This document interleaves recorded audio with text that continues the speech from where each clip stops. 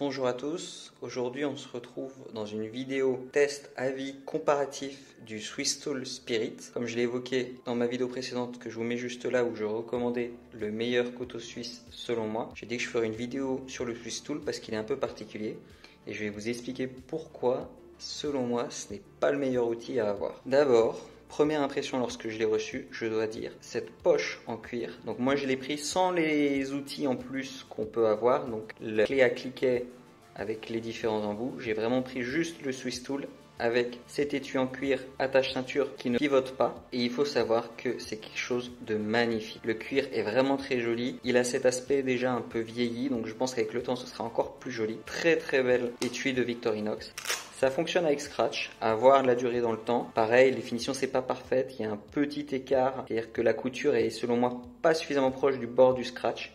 Ça permet, je pense, quand même une meilleure solidité pour éviter que la couture ne se détache dans le temps. Mais on est vraiment sur un très très bel étui. Dès qu'on le reçoit, ça fait impression. Et là, l'outil. Mais alors, pareil, je ne pensais pas, alors vous voyez, il y a plein de traces de doigts, c'est un des inconvénients de cet outil. Mais je ne pensais pas que cet outil était aussi joli. C'est-à-dire que je l'ai vu en vidéo.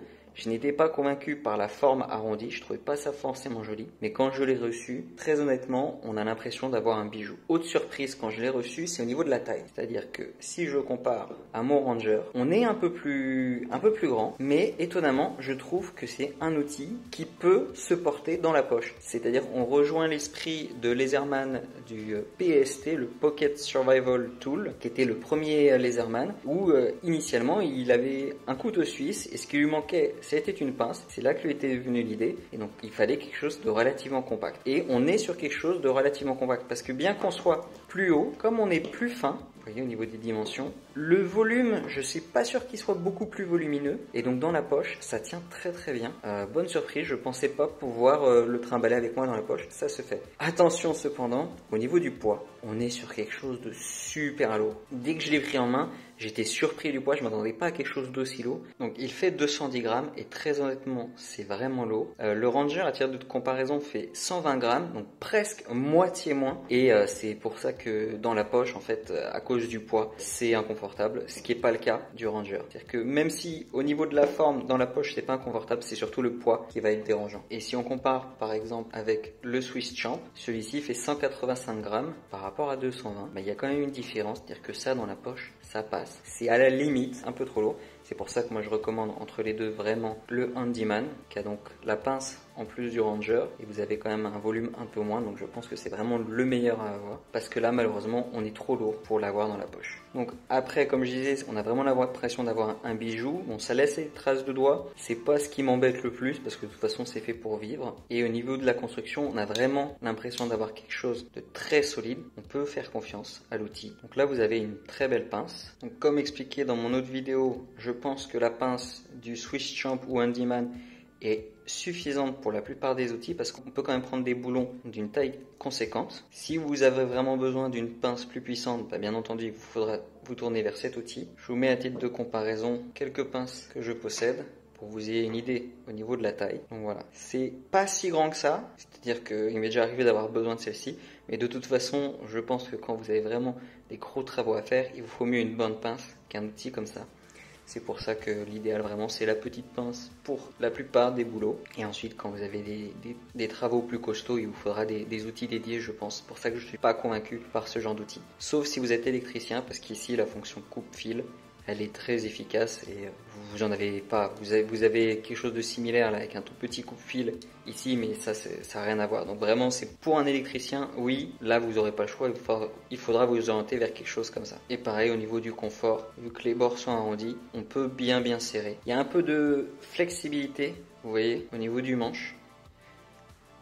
Mais étant donné que c'est Victorinox, je me fais pas de soucis, je pense que ça tiendra quand même lorsqu'on l'utilise, même pour des gros travaux. Donc l'avantage de cet outil par rapport à un Laserman, c'est que tout est accessible à l'extérieur. Il n'y a pas besoin d'ouvrir la pince pour avoir accès aux outils. Donc ça c'est le Spirit XC avec cette lame là. Bon, on aime ou on n'aime pas. Personnellement, le couteau, c'est pas ce dont je me sers le plus. Du moment que ça coupe, je suis satisfait. Les serrations, l'inconvénient pour moi, c'est qu'avec le temps, ça va s'user. Là, par exemple, ça c'est l'équivalent, je crois, du Forester. Maintenant, il s'appelle. Mais le Forester est fourni avec une lame lisse, alors qu'ici, j'ai une lame crantée. Et celui-ci, ça fait une dizaine d'années que je l'ai. Et en fait, je m'en sers principalement quand je reçois un colis pour l'ouvrir. L'avantage, c'est lame à une main, ça fonctionne bien. Mais j'ai perdu du tranchant et je vais essayer de l'aiguiser, mais je pense que ce sera moins aisé que sur une lame lisse comme un Victorinox qui s'aiguise très facilement. Moi, la lame, ça me dérange pas. Je veux dire, tant que ça coupe, je suis content. Donc voilà, une lame qui, selon moi, fait ce qu'on lui demande. Moi, ça me suffit. Ce qui m'intéresse le plus, vraiment, ce sont les outils à chaque fois, au-delà de la lame. Alors, quelque chose que j'aime bien sur cet outil, c'est que je trouve qu'il est bien pensé. C'est-à-dire qu'on se souvient facilement d'où sont les outils.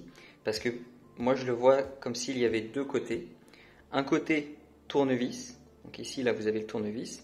Et en fait, côté tournevis, je sais que j'aurai la lime et les ciseaux, ainsi que deux autres tournevis. Et de l'autre côté, là où au milieu, en fait, j'aurai un tournevis plat, le gros tournevis plat, je sais que c'est les outils à bois avec la scie et la lame. Donc je vous disais, j'étais surpris de la taille. Je trouve qu'il est relativement compact et peut se porter dans la poche, malgré son poids. Là où j'ai, entre guillemets, une mauvaise surprise aussi, c'est au niveau de la taille des outils, justement. Comme il est petit, on se retrouve avec des outils qui ne sont pas plus grands que sur un Victorinox classique, alors que l'outil est quand même beaucoup plus grand. Et ça, c'est lié au système de fixation de la pince, parce qu'en fait, ici, vous avez la rotation qui s'effectue et il y a un système qui renforce juste là pour garantir la solidité du produit, et ce qui fait que ça limite, voilà, vous voyez la lame qui est juste là, qui s'arrête là, ça limite la taille des outils que vous pouvez mettre. C'est-à-dire que là, on est vraiment à la taille maximale.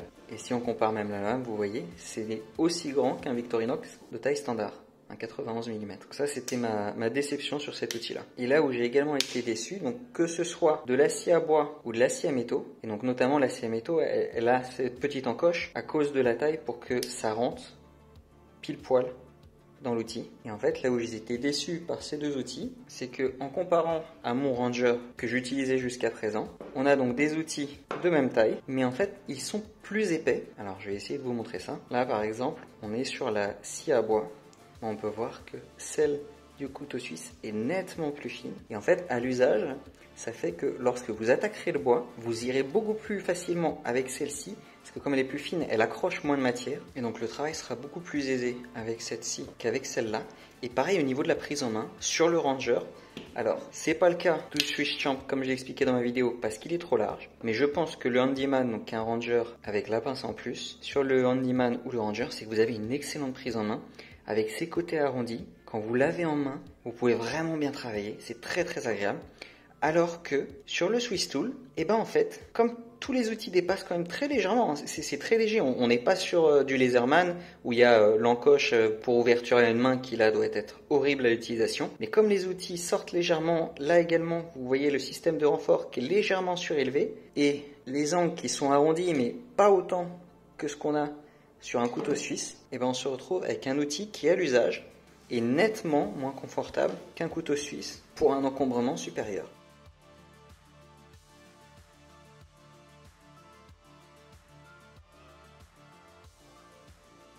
Et vu qu'on est dans la comparaison des outils, je ramène à nouveau mon Forester qui a une scie. Là, au niveau de la scie, on est sur une scie d'épaisseur similaire à celle du Swiss Tool, mais de taille supérieure. Et si on compare, on a quand même 1 cm dedans en plus, je pense environ. Là, pareil, et là on est vraiment sur des tailles similaires. Donc si vous voulez un gros outil, je vous conseille le Workchamp, qui est comme le Handyman, c'est-à-dire qu'il a la plupart des outils, à savoir la pince, la scie à métaux, la scie à bois, tire-bouchon, etc. Donc dans cette taille-là, vous avez le Workchamp qui est intéressant, et éventuellement le Locksmith qui a l'ouverture une main. L'inconvénient du Locksmith, justement, c'est qu'avec cette ouverture à une main, c'est moins confortable à travailler. Mais même si la scie est plus grande ici, je préfère nettement celle du couteau suisse. Donc pour moi, il n'y a pas à hésiter. Soit vous avez une scie professionnelle, soit je me rends directement vers mon couteau suisse. Donc de ce côté, je vous ai présenté la lame de couteau et la scie à bois. Et ensuite, je vous présente, donc vous avez le poinçon, le décapsuleur, dénudeur de fil et tournevis plat, et le ciseau à bois avec dénudeur de fil. Et donc là, je vais encore vous faire une comparaison au couteau suisse parce que je trouve que les outils ne sont pas forcément meilleurs sur le Swiss Tool. L'avantage, c'est quand même que vous avez le système de blocage. Chaque outil se bloque et pour le débloquer, vous avez c'est symétrique des deux côtés. Il suffit d'appuyer sur un côté, ça glisse et vous débloquez facilement l'outil. Donc ça, c'est très très bien pensé. Donc on va commencer par le couteau à bois. Donc vous voyez, il est bien plus conséquent. Là, il n'y a pas de souci. Ici, il ne se verrouille pas, il est sur le côté, donc moins facile. Mais pour du petit travail, il fait nettement le boulot. Je trouve, il est très très bien. Ici, vous avez quelque chose de plus conséquent. Mais en fait, à cause de cette encoche, quand vous essayez de faire une coupure propre dans le bois, ça va tendance à couper le bois de travers. C'est moins précis que cet outil-là et pas beaucoup plus efficace malgré la taille. Au niveau de l'ouvre-boîte, vous voyez, il est beaucoup plus conséquent. Le tournevis est légèrement plus grand et il est également légèrement plus large. Ce qui n'est pas nécessairement une bonne chose, parce qu'en fait, si la vis n'est pas assez large, vous aurez un peu de mal. C'est vraiment pour des très grosses vis que vous pourrez utiliser celui-ci, alors que celui-ci passera mieux. Le gros avantage de ça, c'est lorsque vous l'utilisez comme pied de biche, vous avez quelque chose de très solide et vous pouvez vraiment ouvrir tout ce que vous voulez avec.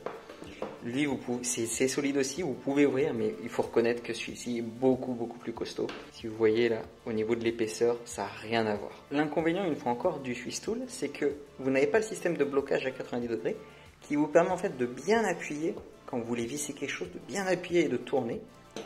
C'est-à-dire qu'ici, vous devez appuyer par le haut, donc vous devez appuyer avec votre paume à ce niveau-là. Et honnêtement, c'est pas confortable. L'avantage, par contre, c'est que ça se bloque. Mais j'aurais bien aimé que ça puisse quand même se bloquer à 90 degrés aussi. C'est pas le cas. Ici, donc ça ne se bloque pas. Et il faut reconnaître que si jamais vous forcez vraiment, vous pouvez vous retrouver avec l'outil qui rentre. C'est pas embêtant, vous risquez pas de vous faire mal, mais avoir un système de blocage, ça reste mieux quand on peut. Pour ce qui est du poinçon, je dois dire que je suis assez mitigé. Parce que le fait de l'utiliser comme ça et de ne pas l'avoir en ligne, c'est pas embêtant à l'usage. Vous pouvez largement faire le boulot avec. Le gros avantage de l'avoir en ligne, c'est que vous aurez des trous beaucoup plus précis, beaucoup plus propres. Donc ça, c'est un gros point. L'inconvénient sur le Swiss Tool, c'est qu'au niveau du tranchant, vous avez donc la même partie tranchante, la même taille, mais comme vous avez le crochet ici, vous pourrez percer des trous moins grands qu'avec celui-là où vous pourrez vraiment aller jusqu'au bout. En le tenant comme ça, vous pouvez vraiment descendre sur toute la longueur du poinçon, ce qui n'est pas le cas à cause du crochet. Et je trouve dommage qu'ils aient mis le crochet ici. Parce que quand on regarde sur le tournevis, là il y a quelque chose qui sert à rien. Et je pense qu'ils auraient eu moyen de mettre le crochet à ce niveau-là plutôt que de le mettre là. Donc on passe de l'autre côté maintenant. Et de l'autre côté, dans les grands outils, on a la paire de ciseaux et la lime. Alors là vous voyez, les outils sortent en même temps. On dit oui, Victorinox, c'est très bien fait, ça sort pas. Là c'est le cas parce qu'en fait comme j'ai relevé les ciseaux, le ressort ici est soulevé, donc ça sort avec. Mais il faut savoir que même lorsqu'on sort qu'un seul outil, voilà, vous voyez, les outils se lèvent légèrement. Alors, ils ne sortent pas de l'outil, mais ils se lèvent légèrement. Et on peut les réappuyer, c'est même pas 1 millimètre, hein, mais c'est pas fixe parfaitement. On dit la perfection suisse, là on n'y est pas. Donc la lime du Swiss Tool qui donc est plus épaisse que sur les couteaux. Et donc à l'usage, lorsque vous utilisez la scie à métaux, et ben vous rentrerez beaucoup plus facilement avec le couteau suisse qu'avec le Swiss Tool à cause de cette épaisseur. Au niveau du tranchant, on a la même longueur de tranchant. Et l'encoche ici qui parfois vous fera accrocher, mais c'est pareil ici avec le fait que la lime n'aille pas jusqu'au bout, vous pouvez accrocher. Il faut savoir que pour la scie, je ne l'ai pas dit tout à l'heure, mais en réalité, celle du couteau suisse, vous voyez, elle a 1 ou 2 lames en plus. En fait, à l'usage, ça ne change rien parce que les lames là ici sont très proches du couteau, donc jamais vous irez couper jusqu'à ce niveau-là. Et comme en fait ici les lames elles sont légèrement décalées avec la fixation là, vous voyez, elle démarre légèrement plus haut, alors que là elle démarre tout de suite à la sortie du couteau. Bah, dans les faits, vous avez la même longueur utilisable de lame. Donc ici lime et les ciseaux. Alors là, ces ciseaux, bah, je suis très déçu.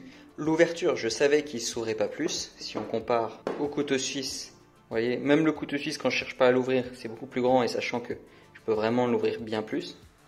Alors pas trop non plus parce que je vous dis, il y a du jeu, mais voilà. Jusque là, pour moi, je peux l'ouvrir sans problème. Et avec le ressort, ça va jusque là. Mais ça, je le savais en achetant le Swiss Tool, c'est pas un problème. Là où c'est un problème, c'est déjà quand il faudra les aiguiser, je serai bien embêté.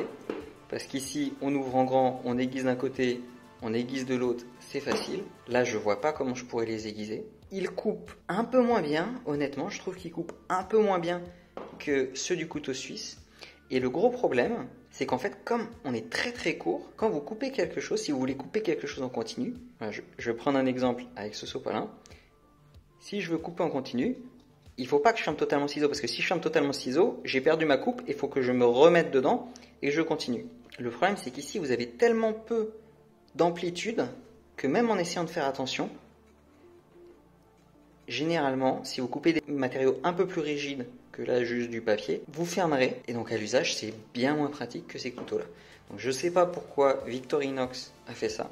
Je pense que c'est une bonne chose. Ils ont voulu innover à mon avis, pour essayer de mettre quelque chose de plus solide que ce ressort, qui est parfois critiqué, mais honnêtement, moi je trouve ça bien parce que c'est remplaçable, ça tient bien dans le temps, si ça se tord, ça se remet facilement. Donc moi je critique pas du tout ce ressort, j'en suis très content, mais j'imagine que Victorinox a voulu essayer de trouver, un peu comme Wenger avait fait, un système de ressort plus solide, qui tienne mieux dans le temps, parce que peut-être qu'ils ont trop de ressorts comme ça qui arrivent en SAV avec la garantie à vie de l'outil, personnes qui disent bah, mon ressort est cassé, remplacez-le moi.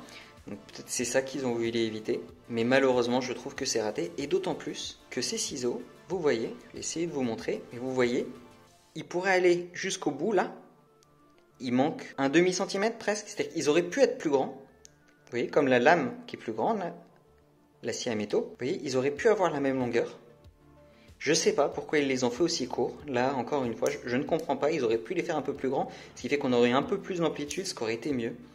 Donc un gros raté pour ces ciseaux malheureusement. Alors il faut savoir que si vous prenez le modèle au-dessus, le Swisstool, et non pas le Swisstool Spirit, vous vous retrouverez avec des ciseaux classiques. Donc ça c'est une bonne chose. Et donc ensuite, comme j'expliquais, là on est du côté tournevis, donc on se retrouve avec 3 tournevis. Là je vais prendre mon Swiss Champ pour comparer. Au niveau de l'ouvre-boîte, et ben c'est pas exactement le même.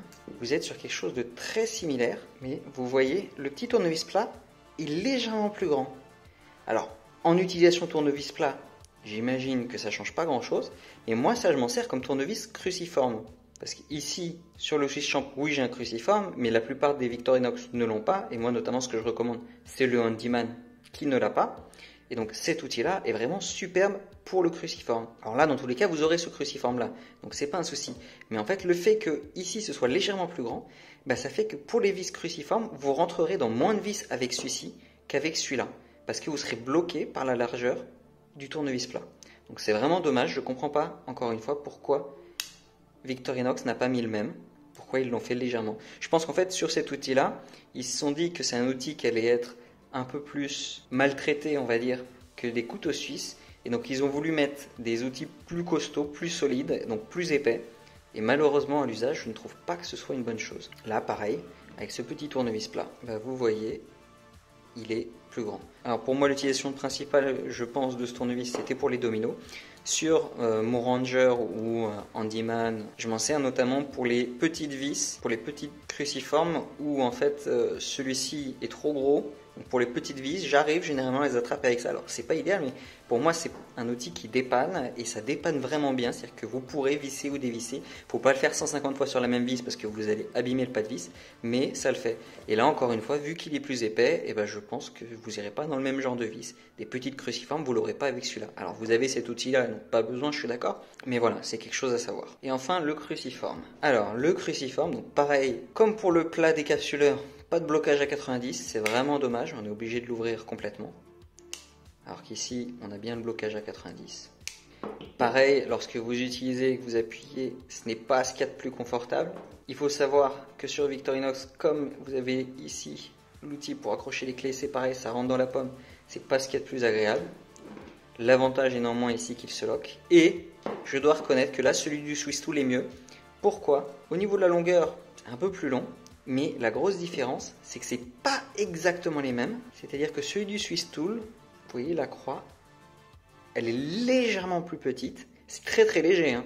Mais ce qui a fait que sur des toutes petites cruciformes, vous pourrez les attraper avec le Swisstool, alors que ce sera plus compliqué avec le cruciforme des couteaux suisses. Personnellement, pour les petits cruciformes sur les couteaux suisses, j'utilise la lime parce que ça fonctionne très bien sur les petits cruciformes.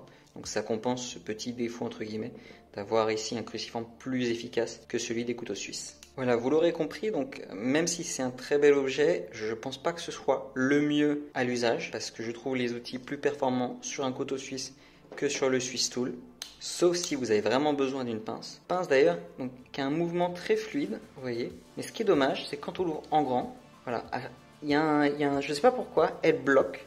À l'usage, j'ai pas trouvé ça gênant ou autre. Mais c'est un petit détail que j'ai pas trouvé agréable. C'est comme si vos ciseaux bloquaient lorsque vous les ouvrez trop. C'est pas désagréable à l'usage, mais c'est un peu dommage. Et donc si vous avez vraiment besoin d'une grosse pince ou vous faites souvent du travail au niveau de l'électricité, vous aurez besoin de ce genre d'outil. À vous de voir. Personnellement, je m'orienterai davantage vers un Laserman Surge, pas un Wave, parce qu'en fait le Wave, vous aurez des outils qui, à mon avis, seront tout aussi bien ou moins bien que le Swisstool. Mais l'avantage du Surge, c'est que vous pouvez changer la scie et la lime. Voici donc des lames de scie à métaux classiques, lame métal, lame bois. Et si on compare au Swisstool, vous voyez que c'est nettement plus fin, même par rapport à un couteau suisse classique. Il en est de même pour la scie à bois. Donc je pense que ce sera beaucoup plus agréable à utiliser sur le Surge que ça ne l'est sur le Swisstool. L'inconvénient du Surge, c'est que bien entendu vous aurez quelque chose d'un peu plus conséquent, mais donc une pince plus grosse et à mon sens plus versatile. Et autre avantage selon moi, c'est au niveau des tournevis, vous avez un système d'embout chez Laserman qui est propriétaire, mais ce sont des embouts plats qui ne prennent pas beaucoup de place et qui donnent encore plus de versatilité à votre outil. Dernier petit défaut que j'ai oublié de mentionner, après c'est une habitude à prendre, c'est que ce tournevis cruciforme est juste à côté de la lime, ce qui fait que si vous allez chercher de ce côté, vous allez à chaque fois vous limer l'ongle à cause de cette lime qui lime très très bien. Donc pour prendre le réflexe d'aller chercher de l'autre côté, ce dont je n'avais pas l'habitude au départ, et donc je m'abîmais souvent les ongles. Peut-être que ce n'est que moi, ou alors peut-être que Victorinox aurait pu échanger les ciseaux et la lime. Dans tous les cas, même si je vous recommande pas de l'acheter, c'est un superbe outil, très joli. Donc si vous connaissez quelqu'un qui est un peu bricoleur et qui en aura l'utilité, n'hésitez pas à l'offrir ou vous le faire offrir pour marquer un événement. Parce que c'est quelque chose qu'on gardera toute sa vie et je le trouve vraiment magnifique. On a vraiment un bijou. Voilà, c'est tout pour cette vidéo. J'espère qu'elle vous aura plu. N'hésitez pas à liker, commenter, partager ou vous abonner. Vous pouvez également regarder mon autre vidéo où je vous recommande selon moi le meilleur couteau suisse. Vous trouverez en description un lien pour acheter le produit si vous le souhaitez, ainsi que des liens Utip et Tipeee si vous souhaitez me soutenir. Merci beaucoup et à bientôt.